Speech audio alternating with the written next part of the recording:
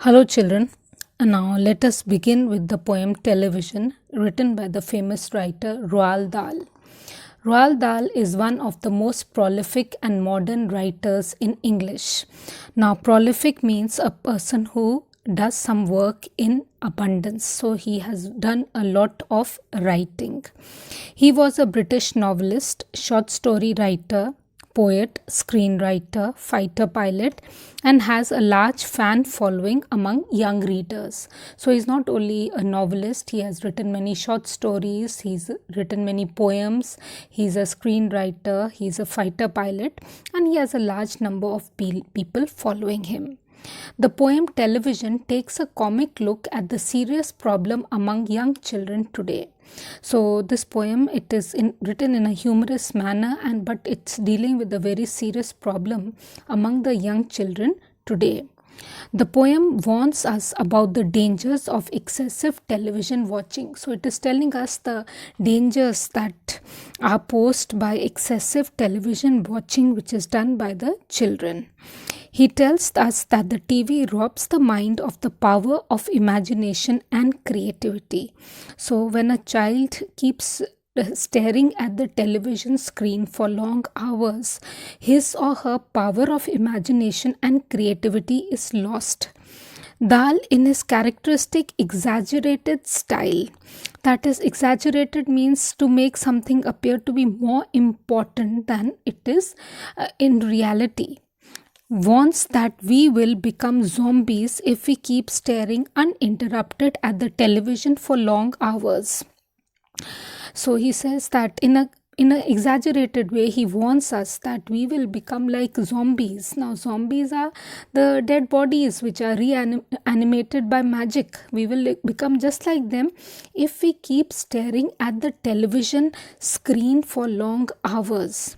He advises us to read books, for this will enable us to discover deeper levels of joy, find fulfillment in life, and open a new and exciting world for us.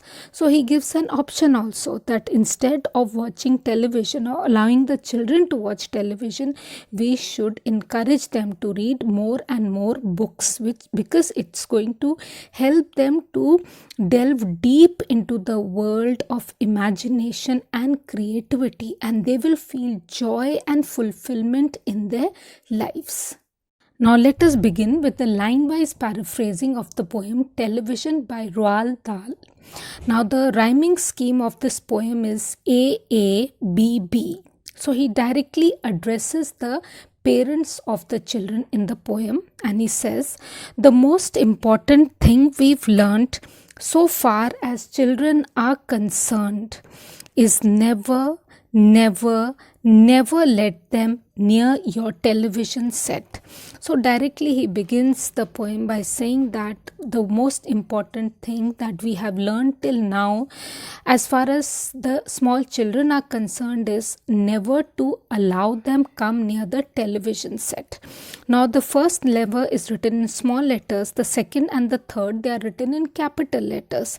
That is to lay emphasis on the point the author is trying to make, that never allow your children to come anywhere near the television set.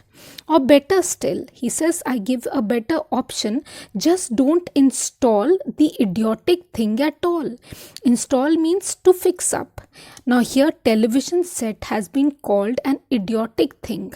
Why? Because it makes us idiots, which we are not able to think in a logical manner. So the best thing he says is not to set up a television set at home at all. In almost every house we've been, we watch them gaping at the screen. So he says that mostly wherever we have gone, whichever house we have visited, we have seen them. Them is referring to the small children. Gaping means staring.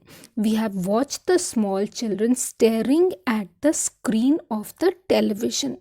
They loll and slop and lounge about.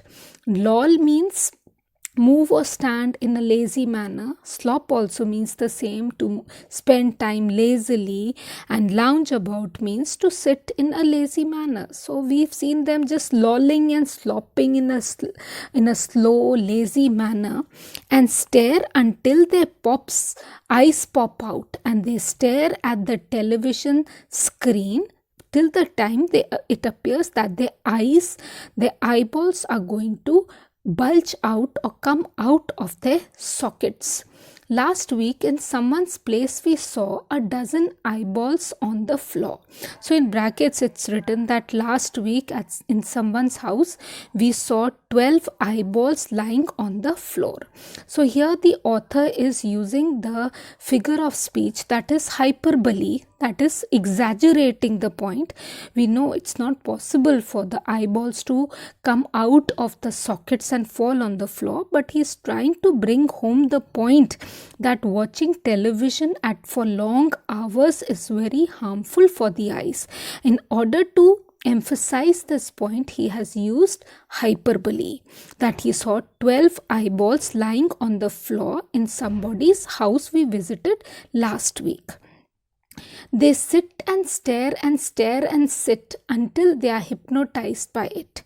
He says the children keep sitting in front of the television screen, they keep staring at it and they keep staring at it and they keep sitting in front of it until they seem to be totally hypnotized by it. Now, hypnotized means they are highly influenced or they are controlled by the charm of the television. They are not able to think themselves.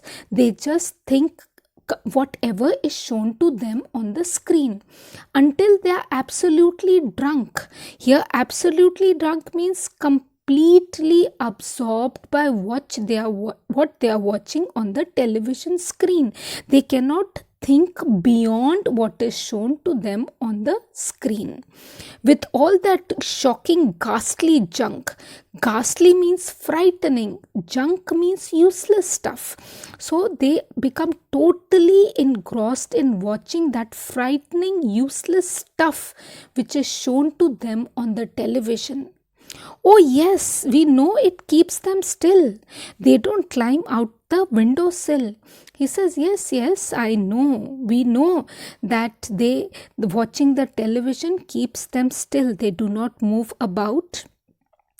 Oh, they don't climb out the windowsill. They don't stand up on the sill of the window and they do not climb out of the window.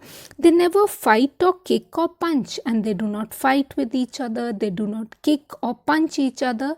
They leave you free to cook the lunch, and then they leave you free in order to cook the lunch for everyone and wash the dishes in the sink. They give you free time to wash all the dishes in the sink. But did you ever stop to think, to wonder just exactly what this does to your beloved tot? So here the author is asking a question from the parents. He says that apart from all this, have you ever just paused for some time in order to think that what exactly allowing your little tot means it's your little small child to watch television, what exactly the watching of television is doing to your little child? First he asks the question, then he gives the answer. It rots the sense in the head. He says, well, watching too much of television, it rots the sense in their heads. It kills imagination dead. It is killing the imagination and the creativity of the child in their heads. Thank you. In the next video, I will complete the paraphrasing.